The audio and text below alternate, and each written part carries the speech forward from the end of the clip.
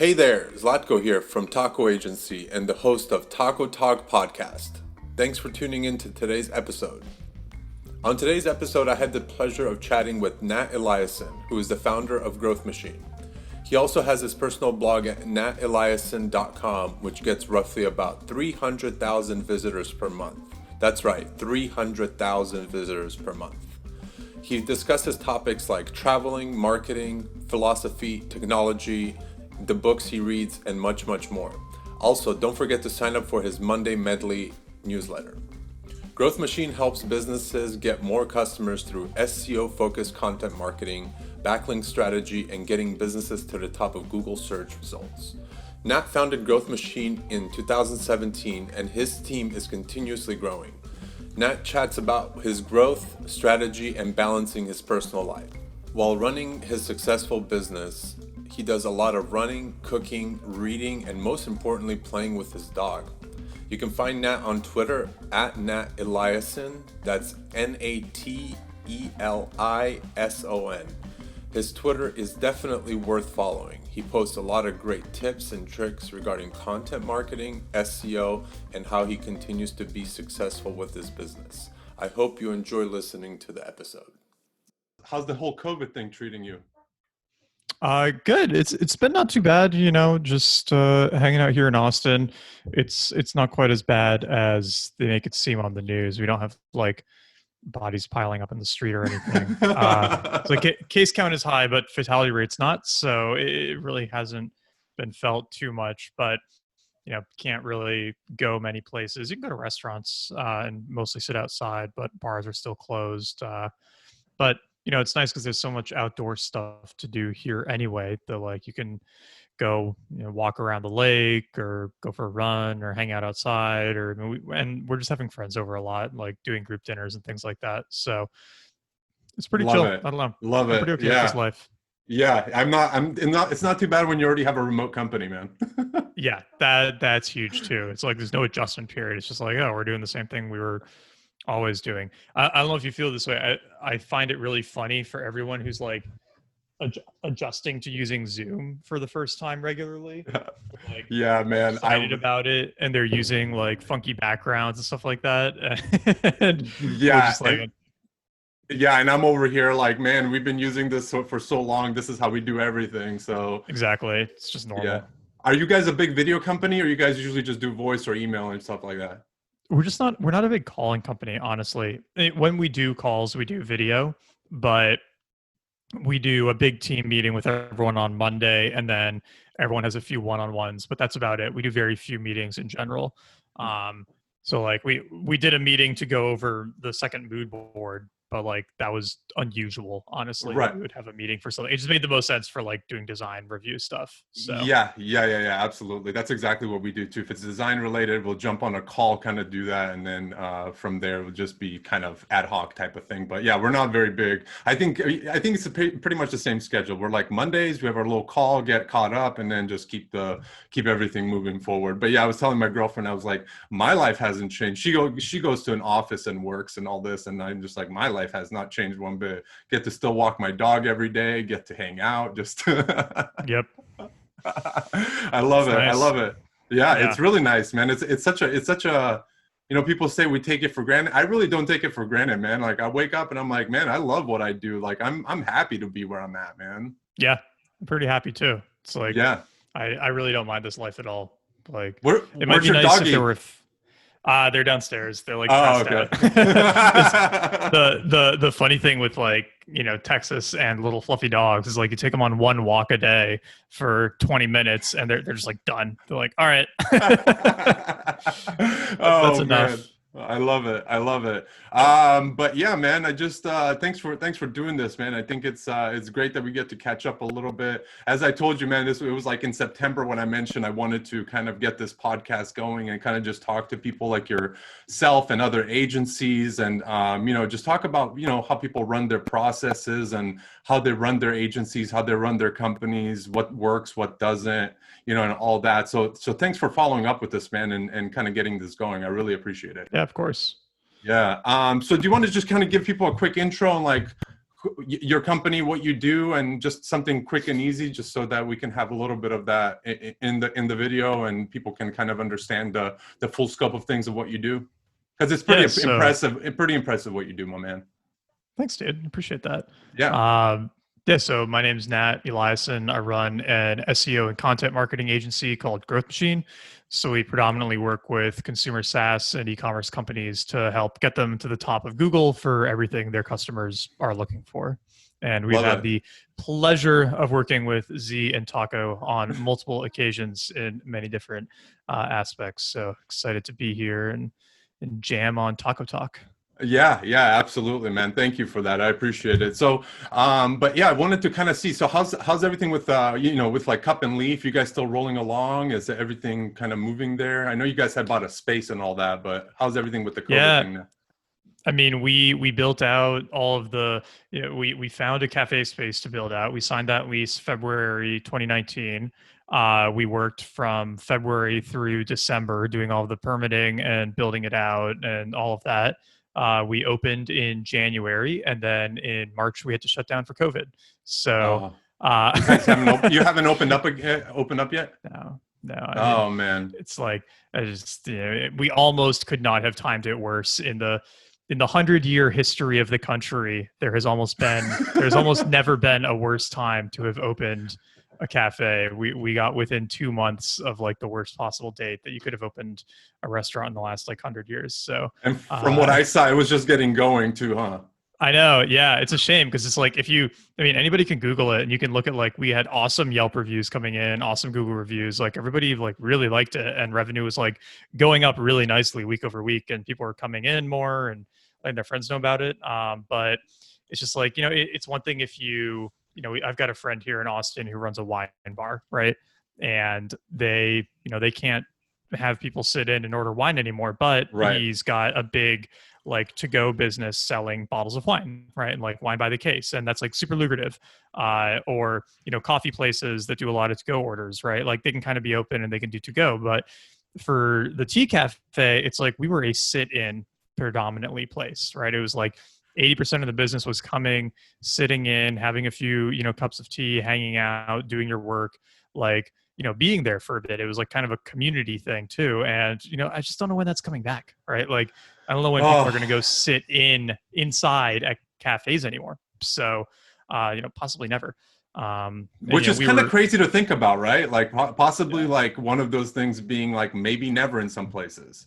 Or at least like 2-3 years, right?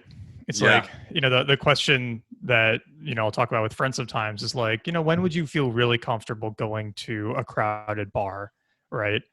Like it blows my mind that some people feel comfortable with that already, right? But I think that anybody who's like, thinking about it for, a few seconds would be like, not yet, right? And then it's sort of like when, and then you've got like progressively more difficult versions of that, right? Like when would you go to a nightclub again?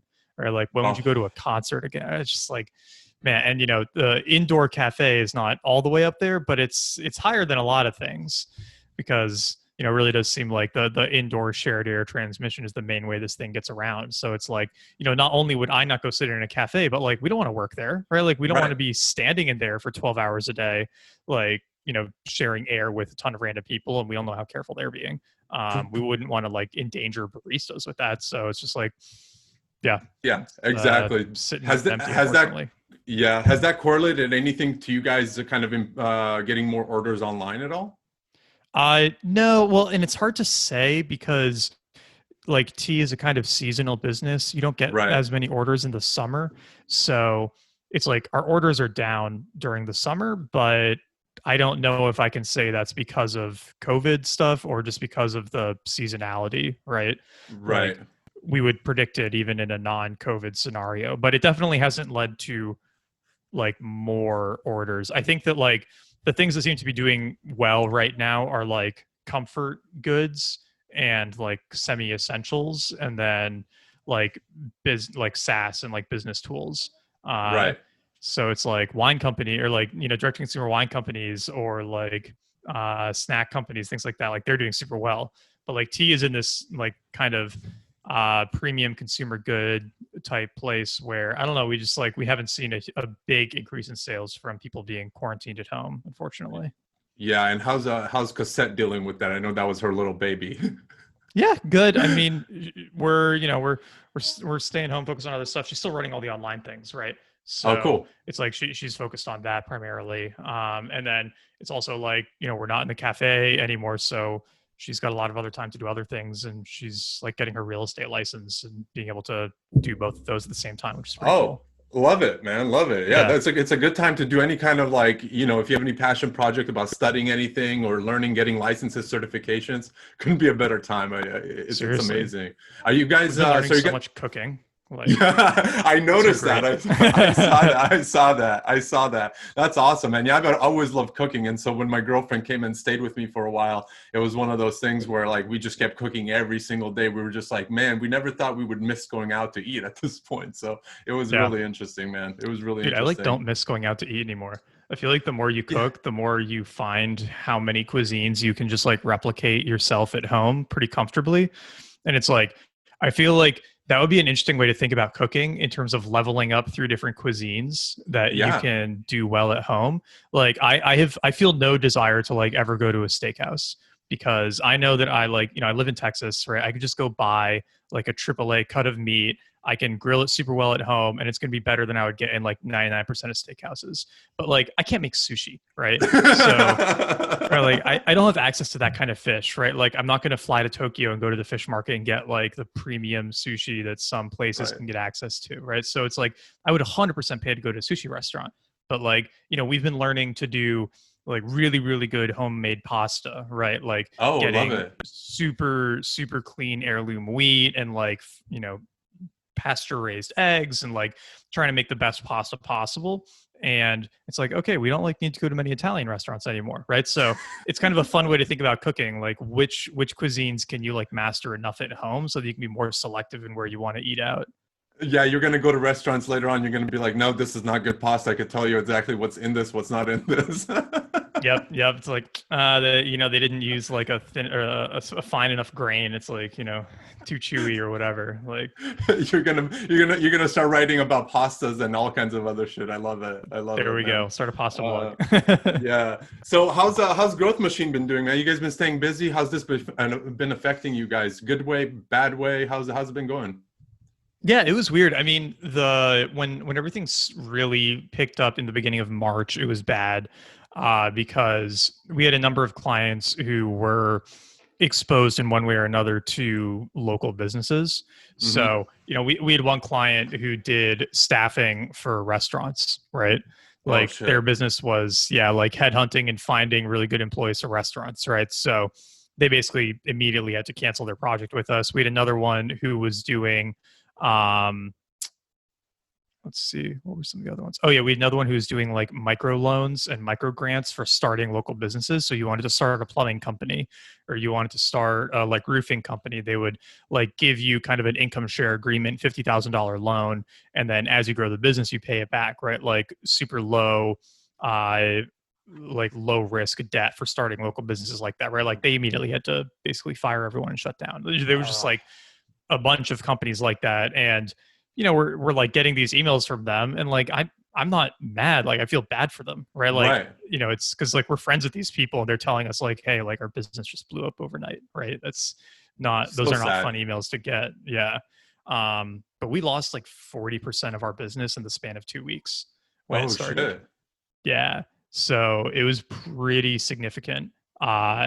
And luckily we had gone through a process the month before of like reorganizing some things and making some improvements because we were trying to get a little bit more efficient. But then the all of those clients dropped with the COVID stuff, and it was kind of like, oh shit, this is like a real problem. So we lost all that revenue and sort of told the team like, hey, we don't know when this is coming back, we need to get super aggressive with cutting costs in as many places as possible and just like hunker down and ride this out. And we did, and everyone did like an awesome job with it. And there was a solid month and a half where we just didn't get any leads. We got Yeah. maybe 10 leads when we would normally get 40 or 50 in a month, right? There was just nobody hiring. Oh. And then, and you know what I think it was is like companies got their PPP money. Yeah, They yeah, yeah, yeah, yeah, they yeah. got the PPP checks and they said, "Oh, okay, we can invest in growth again. Let's go." And once that hit, we've just been getting insane inbound and been signing like 2 clients a week. We literally can't hire project managers and people fast enough to like keep up with the client demand. And Wow. now we're like booking clients out a month in advance to start projects because we just can't get them going. So it's been kind of like a crazy swing where we had that huge drop and we really freaked out for a while, got super efficient with everything, and then got this big influx. And the really great thing about it is we figured out a lot of our systems so much from that experience that now that we have grown back past where we were before, we're actually quite a bit more profitable than we were last time we were at this size, because now we I like love it. understand our like resource allocation way more. So it's actually been a good thing for the business in a weird way. I feel bad saying that, obviously, because so many people have like lost their Of jobs from course. this and other companies have really struggled from it. But, we at least have been able to turn a lot of those lessons into, good things for the company and for everyone involved in it.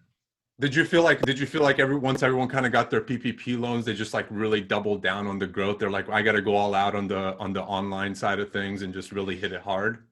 Yeah, I really feel that, and I really feel like we haven't had a recession or an economic downturn. We've had a shuffling. Right, So all of the money left, Main Street and went to online, right? right, So people right. stopped going out and buying things in stores. They stopped going to restaurants or whatever, but they started buying tons of e-commerce and they started, buying more apps and things like that, because we stopped getting any outreach from any company that was exposed to like local businesses or offices or whatnot. But we started getting a lot more e-commerce companies contacting us.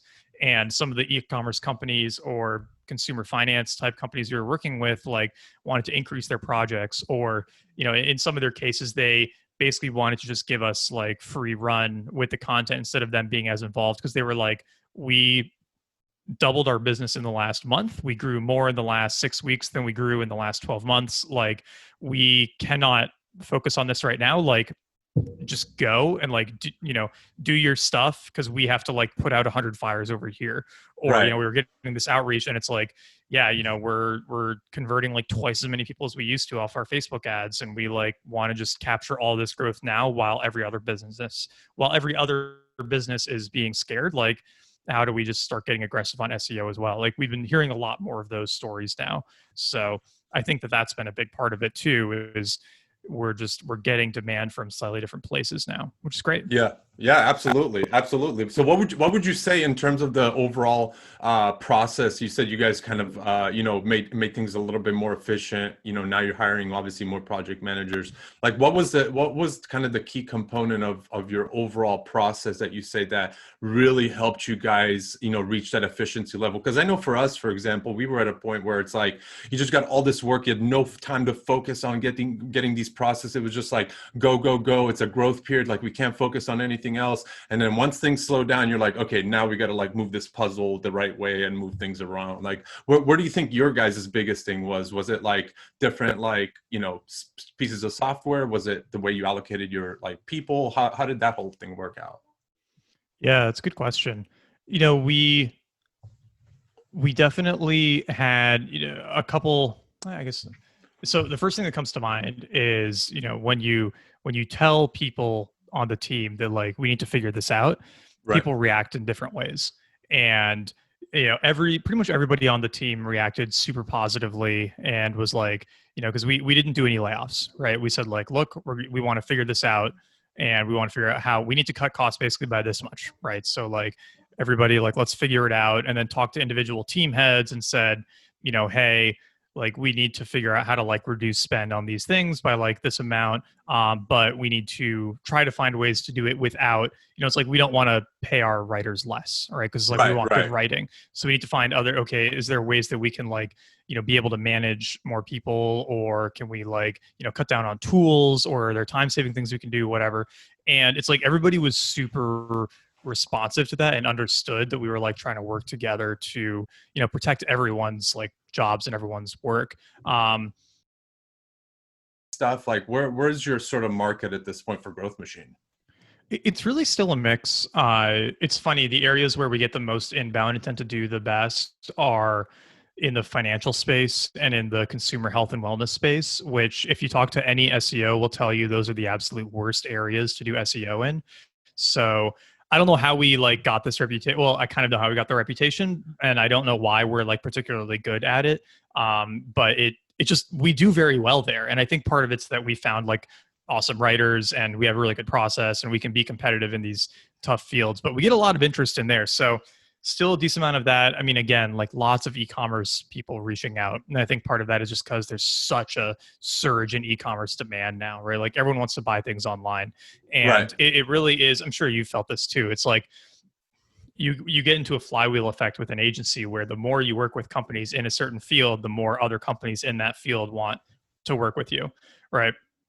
It's So weird. It's like they're almost connected in some way, but they're really not in any way. It's just like this energy that comes about, and it's just like all these people just start coming to you. yeah. Or they see the logo on the website and they're like, oh, Right. I know that company. I want our company to be like that company. I'm going to reach out to them. Right. It's like, we did a ton of SEO and content for QuickBooks. Oh, And nice. we had one big client who reached out and they were like, yep, we know you did a lot of the stuff for QuickBooks. Like, we want that. Like, how do we get going? And there's like almost no sales process. They were just Yeah. like, we know you did their stuff. Like, we want that. Like, how do we get going? And they were in like a kind of a tangential field from them. So it was perfect because they were like, okay, we know you can write about challenging stuff and we know you can deal with a big, like, corporate client. Like, let's just go. It's like, oh, okay. And I think the same thing for like the e-commerce stuff where it's like people see that we, had worked with like Perfect Keto or Four Sigmatic, or we're working with like other, I'm thinking who's on the website but anyway. Yeah. So it's like, names that people recognize, then they go like, Right. oh, those are huge brands now, right? Like, we want to work with them too. So I think that's the other great thing about like inbound sales in an agency environment is like, just the more work you do, the more inbound you tend to get, just because there can be more and more referrals and more recognition of the companies you've worked with. Are you still primarily doing all the sales at Growth Machine? Is that still your kind of go to thing, or you have a whole sales? No, I don't do sales anymore, which is Oh, that's super nice. exciting. It's been like Nice. the biggest life improvement ever. I tried to hire for sales for 8 months, and then I finally got it right in January this year. Oh, So really? yeah, had hired two different people last year. Neither of them worked out.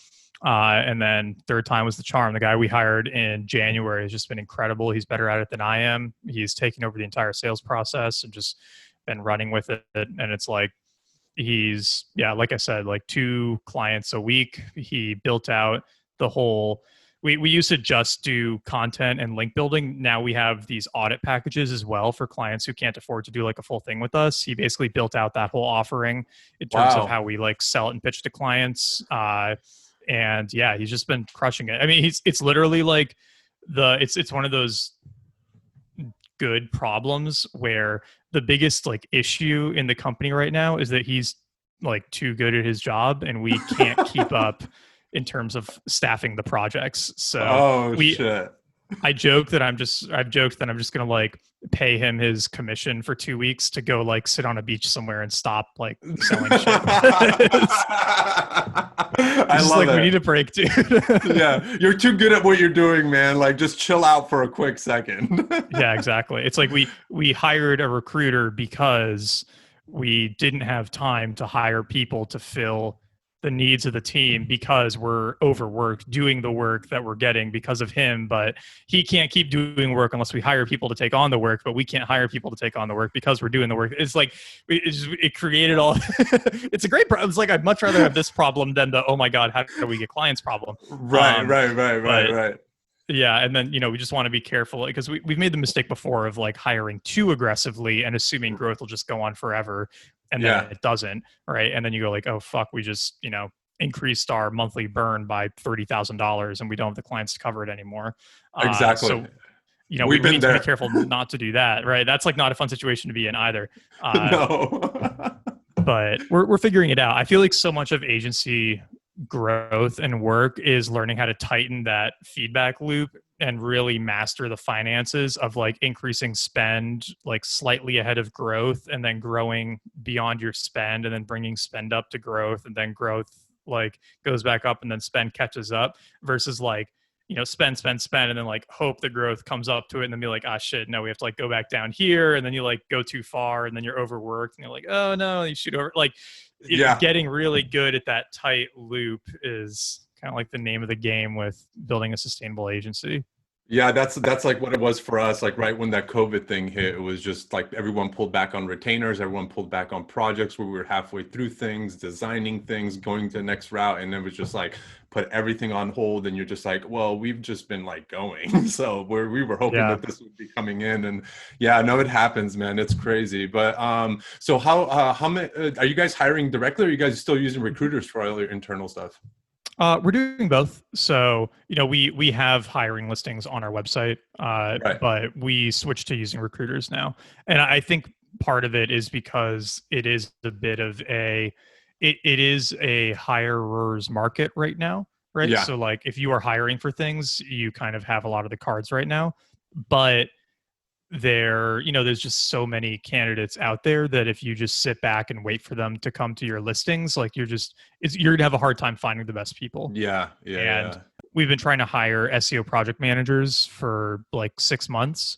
And in those 6 months, we've found like two awesome people, right? Which is just like not an acceptable hit rate. So we hired the recruiter because we like needed somebody to actually start hitting people up on LinkedIn, trying to poach them, trying to reach out to them versus like waiting people who are already going on the job boards. So Yeah. that's just been Yeah. like, so far it's been really good for our time because now instead of looking at, I mean, dude, I'm sure you experienced this too. Like you put up a well-paying remote job, like we'll get 300 applications, Yeah, right? yeah, We'll just get, we get a bunch. especially for certain roles, like if we put up an editing job, if we put up like a associate editor or managing editor and it's like, oh, it's an editing job that's remote, that pays well, that like has awesome benefits, it's like a startup culture, it's like those jobs don't exist.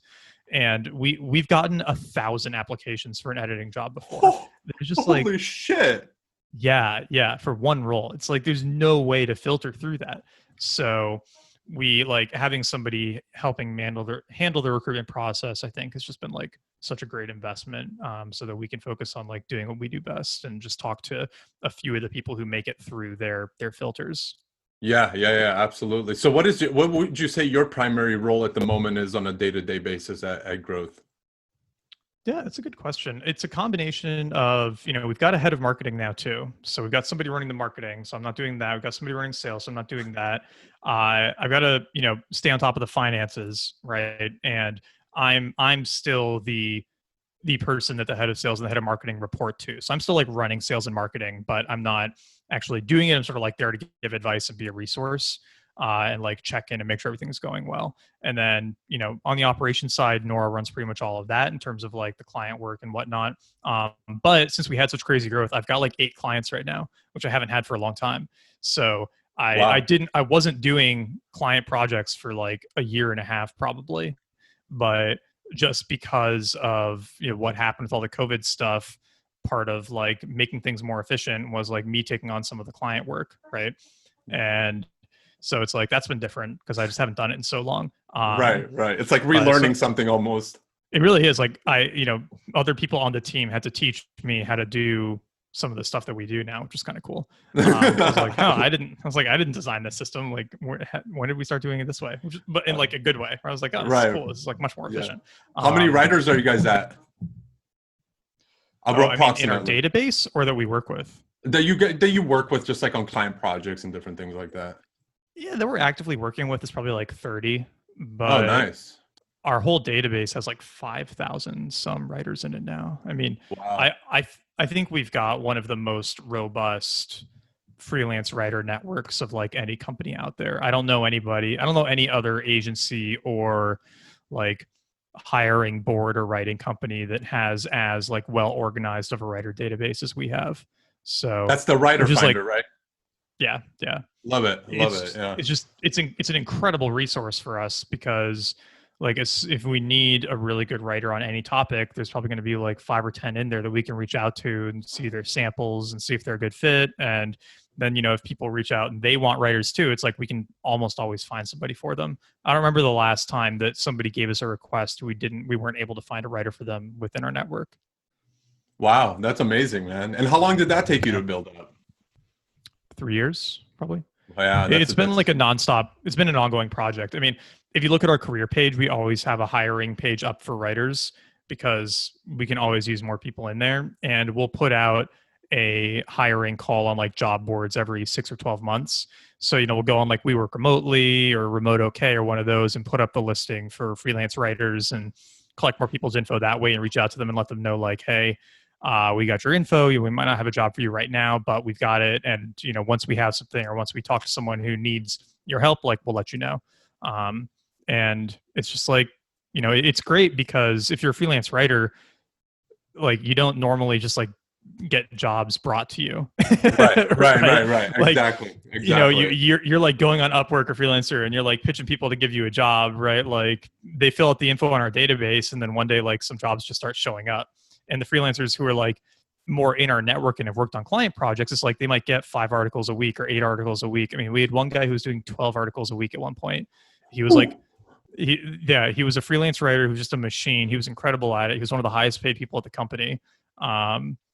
Because Wow. he was just like, he could bang out 12, $200 articles a week or $150 articles a week. And like that adds up pretty fast. You That make does good add up money pretty doing fast. that. I love Yeah. it. I love it. So tell me what tools inside a growth machine, because you got so many things going on. I mean, you guys are from the sales side to all this. Are you guys like, I know you're on Asana, right? Like you guys use Yeah. We use Asana for all Asana your. for pretty much all project management and then Notion for info management. Oh, I love it. I love it. And you haven't gotten the whole team on Rome research, I'm assuming. No, I mean multiplayer Rome is not very good yet. So I think once they improve their collaboration tools, I would love to do that someday. But I mean, Rome is like such a nerdy fringe knowledge management tool. It's not sexy and functional the way Notion is. Right, So right. and Notion's just so much better for team collaboration than Rome. It's like Rome's collaboration tools are pretty bad right now. So I would love it if we could just have everything in Realm, but it's going to be a couple of years, I think. Yeah. So are you guys primarily like kind of Slack communication, email? Is everything go through Asana? Like what's your kind of flow? And I guess my other question is like, obviously with all these leads and everything that you have, are you guys still on like using like HubSpot and all that stuff? Like how does your process currently like work? Because I know we try to automate that thing as much as possible until it gets to a point where we're like, oh, this fits our needs, like we can move forward with this. Yeah, we do all of our task management in Asana, and any discussion of individual tasks will mostly happen in Asana. We use Zapier really extensively, so tons of our Yeah. Asana management is done through Zapier. So, little things like when we design a content plan for a client, we can basically just like hit go on a Zap and it will create their entire editorial calendar for us with Wow. like all of the subtasks for each article and assign them to the writers and editors and like create their immediate due dates and like just do all this crazy stuff, which is awesome. Wow. So we use that a ton for like general communication. That's all in Slack. We never use email unless it's with like clients. So anything internal is going to be in Slack. Anything external will be with email. And then yeah, like wiki stuff in Notion, other docs in Google Docs, and then sales is all HubSpot and Quiller, which you turned me on to. We love Quiller. Oh, you're using So Quiller, man. I love yeah, it. it's I so love it. nice, Dude, so that's a clean. really sexy piece of software, man. I really Yeah. love that thing. It's awesome. Let me ask you really quickly. So with kind of obviously using like Slack and you guys aren't using it, do you guys let a lot of your clients into sort of your Asana wheelhouse or anything like that? We never well, so they get an Asana board and we create an Asana board for them where we assign them any article drafts that we need feedback on. That's just a really easy way to manage kind of like the articles that we're working on for them so they can like give feedback on them and like check them off as ready to go. We don't let them in Slack though. Yeah. Okay, because Yeah. I was talking to somebody else, and it was just one of those things. Like it was such a learning curve for a lot of our clients to be, using Asana here, and then with somebody else, they're using Trello, and they're using this. So I'm always curious because I mean, we pretty much at this point we switched over from Asana to Jira and Confluence, kind of that whole Atlassian suite of Mhm. products, just because it just works so well together.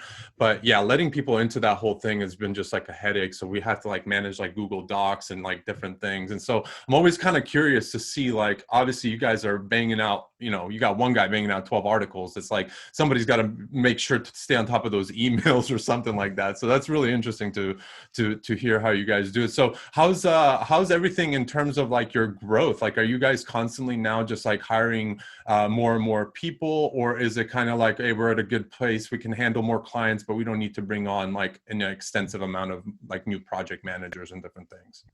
No, definitely need more help, right? So we're actively hiring for another project manager right now. And even when they come on, we'll probably have to start looking for another one and maybe looking for another editor, just because it's like the projects keep coming up. Um, and so those are like the main two that we have to hire for the fastest, are like project managers and editors. Because the writers we can scale up and down pretty quickly since we work with so many of them, and each one is not doing like a full-time workload. Right.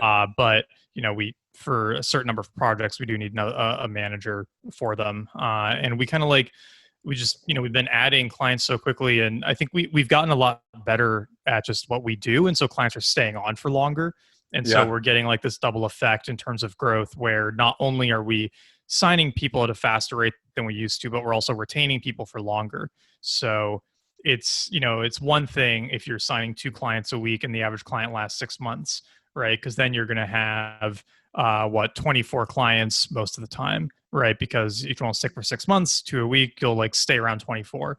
But if you're signing 2 clients a week and most clients stick for 8 months, well, now you're sitting on like 32 clients, right? Right. It's like Right. it's a small tweak, but you've just increased your management by about 50%, right? Just by adding 2 months to like your average retention. So that's like that's the thing that we've had to account for too, is not only do we need to hire because of growth, we need to hire because of retention. So, Yeah. and that gets tricky too, because you want to minimize having to change out the point of contact internally for a client, right? Yeah. So That's trying to figure that out too, just to make sure that like people are happy and they're talking to somebody who they know and like, but while also realizing that we just like can't keep having me and Nora managing so many clients. So trying to figure that out. yeah. What is your average client like life cycle? Is it about 12 to 18 months? Like what would you say on average your life cycle of a client might be? It's like 7 to 8 months, something Okay, like that. okay, nice. Yeah. And then do you guys have a pretty strict like vetting process at this point, who you take on in terms of like new clients and like delegating that? Or do you turn, I'm assuming you also turn away a lot of people just because they don't meet, some criteria that you guys are trying to obtain, obviously. Yeah, we turn away a lot of people just for budget, right? Yeah, Because we're fairly like top of market. We want to work with like really cool companies. So if a company just like can't afford to do a full project with us, we'll usually suggest they do an audit and then go run with it themselves for a bit and come back, or just come back in like 6 months if they've had more growth. Because it's like we really, we don't want to do small projects because they typically end up being more of a headache. Clients who want to do really small projects are usually more annoying than clients who want to do big projects. of course. So we'll typically just turn those away and focus on like the bigger ones that we're going to be more excited about. Yeah. And have you guys found your like perfect like little niche of industry? Like you said, like supplements and different things. Is that kind of where you guys are, shine the brightest, or have you found something else that works for you guys that you're like, man, we just knock it out of the park every time this comes around? Not really. I mean, it's SEO, so you kind of have to be industry agnostic, right? Right. Like if you're just doing SEO for, you know, health and wellness, you're going to end up competing with yourself pretty quickly.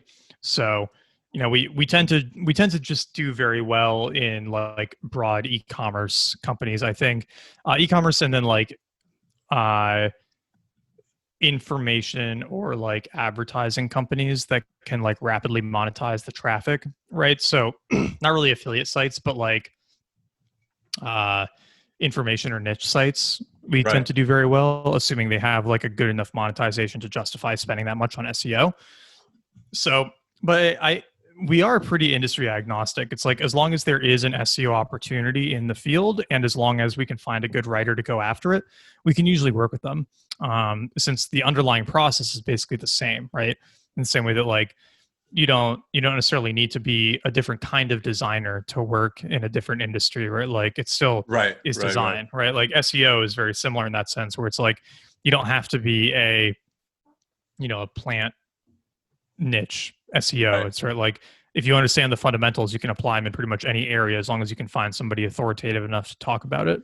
Yeah, and I know you share a lot of this stuff on Twitter, and I'm always very intrigued by some of the data points and stuff that you share. At what point do you think, like after you bring on a client, you see that it's a good fit? At what point do they actually start to they come back and like, Nat, you're kicking ass right now? Like where's that point? Is it like a 3-month span where they start seeing those results, or how does that usually kind of pan out for you guys? Or is it a 6-month period, or where do they usually come back and just start partying with you basically?